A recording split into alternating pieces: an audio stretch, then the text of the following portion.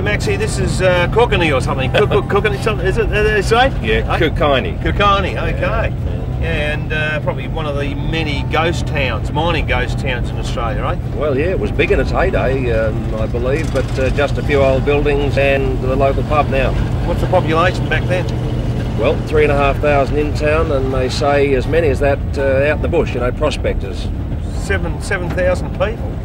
Is that right? Well, there's certainly not 7,000 here today, is there? There's 8 or 10 people on a good day. Right. One of the best photographs we've got of the street is this one you're looking at now, and that's a hotel over there, and that was the National Hotel, the nicest hotel of the town. On the left there. Yes, yes. And right next door to it? Next door was Bon Marché, Montgomery's. It's a grand old hotel, or has been, the Cosmopolitan. It's been a beautiful hotel, and I think it's lovely. I believe somebody just bought it recently. Yes, that is right. Who's that? I'm a great believer in it should be done. You? I've got it. Is that right? Yes. So yes. you believe in buying the worst house in the best street? I hope to be able to renovate it into a museum. Would you like to come into the dining room here? Yes. Bit of a restoration job needed here, though, you know? I'll say it's going to be an enormous job. I feel that it'll be done for the people that were here in the early days.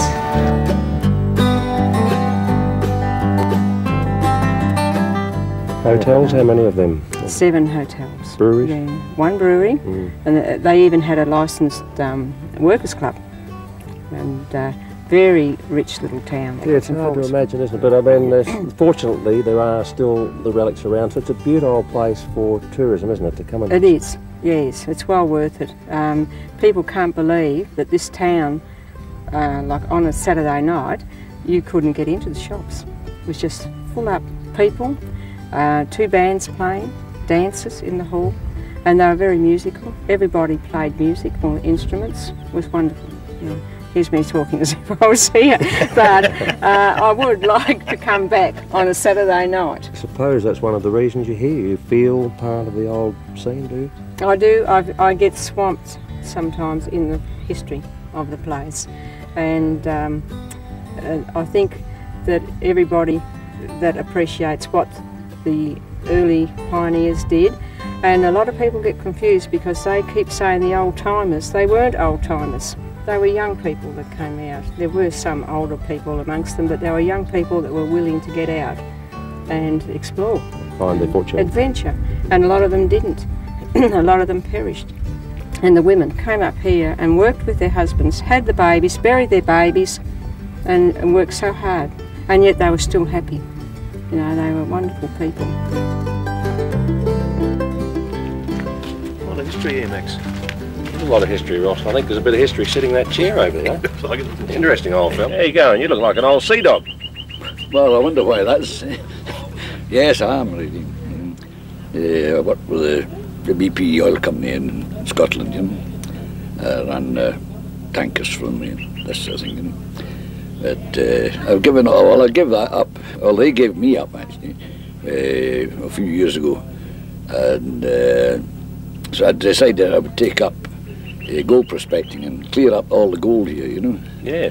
But I've been not a complete failure, but I haven't been as hopeful as I haven't been as successful as I'd hoped, you know. So how long do you spend out here? As long as I can, really. I've no limit. I've got a wee farm in Scotland, a wee croft we call it. I'm home usually once a year anyway. Oh yes, once a year. And I maybe spend about, what, 4 or 6 months over there. And then I come back here and stay till some other trouble turns up. It was just, I like the place, I like the people, they're wonderful people, bushies, you know, God, buses, man, they're as good as seamen. Great people, and interesting people, and they do things, you know. They're not afraid to get out there and have a go, mate, you know. And give you a fair go, too. I wonder if we could change caps, Jock, and you could show us a bit about the prospecting side of it. Well, why not? Good idea. My bloody pipe's gone out. One of the wonderful things about here is I travel in a caravan, and I arrive at anywhere, spot like this, and park my caravan, and all night on the boats, you're always listening for the chains cracking and the wind getting up and all this. And here it's just wonderful. I can get 8 hours sleep bang. Like that. It's great. So And a wee dram helps. Right. So the caravan doesn't move off its moorings, does and it? I get up in the morning and the blooming caravan is sitting just early. It's a wonderful feeling, you know. And is it all gold around here, Jock, or what? No, it's not all gold here, my friend. It's the people come up, you know, the city people come here and they're most welcome to. And I think they come along and say to me, where is the best place to go for a bit of gold? Of course, the answer's plain. If I knew that, my friend, I wouldn't be telling you. I would be going there and getting it. You know? So I said, just go out there, the same as I did when I came here, and just find a bit and just work at it. I worked at it once for 6 weeks and never even got a spark off this machine. Jock gold, but is anything else worth looking around for out here? You'll be talking about the Chrysoprase. Oh, there is. Australian Jade. There's about 30 k's out the road there. There's a nice mine, and in fact, they invited me down to stay, camp down there and have a mess around. So I'm going to go down and have a mess around and see if I can get myself a bit of jade.